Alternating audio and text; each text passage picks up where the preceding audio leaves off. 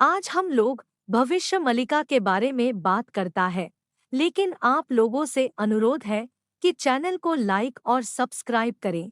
इस वक्त 500 वर्ष पूर्व उड़ीसा में जगन्नाथ के पास जन्मे संत अच्युतानंद महाराज की लिखी पुस्तक भविष्य मालिका की भविष्यवाणियां वायरल हो रही है। उड़ीसा में अच्युतानंद जी को दिव्य शक्तियों से संपन्न बहुत बड़ा योगी और संत माना जाता है।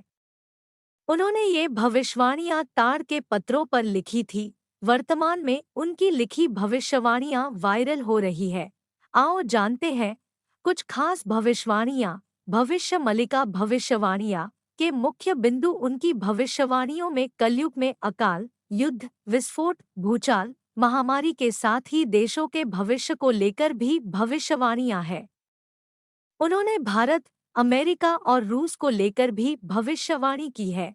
उन्होंने ऐसे संकेत दिए हैं जिससे यह पता चल सके कि यह भविष्यवाणियां कब घटित होने वाली है।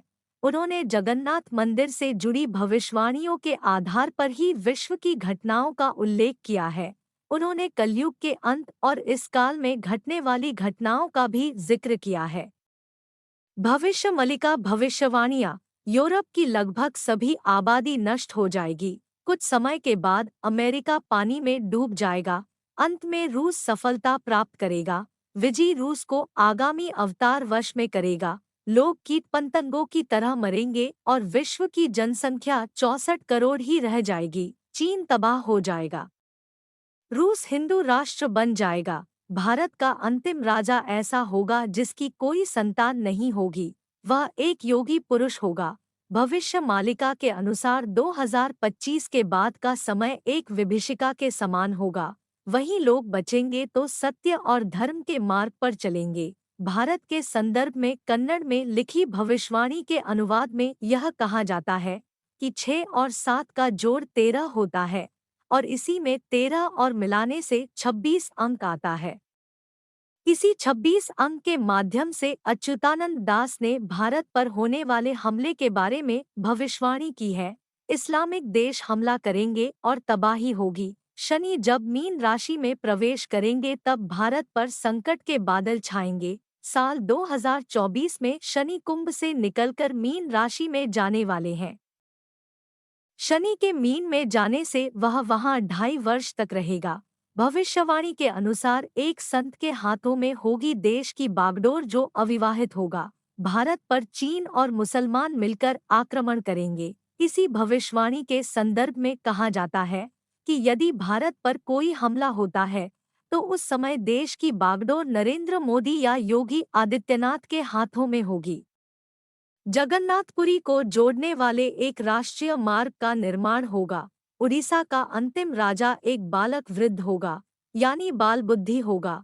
पुरी के अंतिम राजा गजपति महाराज होगा। भगवान जगन्नाथ के धाम पुरी मंदिर के ऊपर से पत्थर नीचे गिरेंगे और मंदिर का ध्वज कई बार गिरेगा। वर्तमान में ध्वज जलने और गिरने की घटना हुई थी। समुद्र का जल स्तर इतना बढ़ जाएगा कि अंत में भगवान जगन्नाथ के विग्रह को दूसरे स्थान पर ले जाया जाएगा।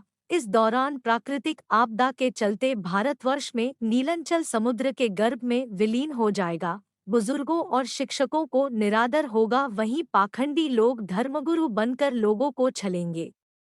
भविष्य में लोगों के मन में धर्म, संवेदनशीलता, प्रेम और संस्कार खत्म हो जाएंगे।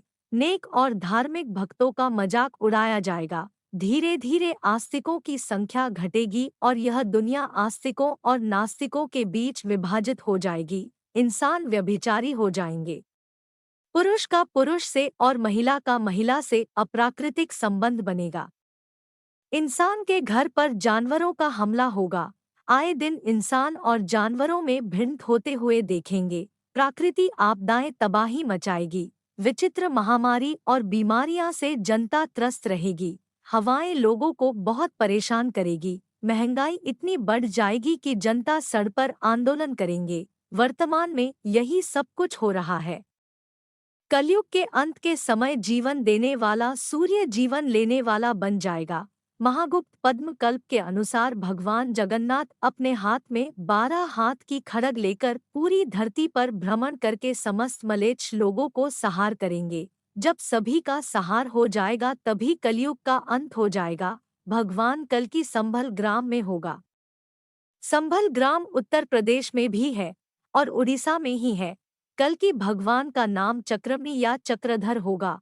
उनके पिता के नाम विष्णु शर्मा होगा। कौन है अच्युतानंद? कहा जा रहा है कि संत अच्युतानंद चैतन्य महाप्रभु के मित्र थे। वह आदि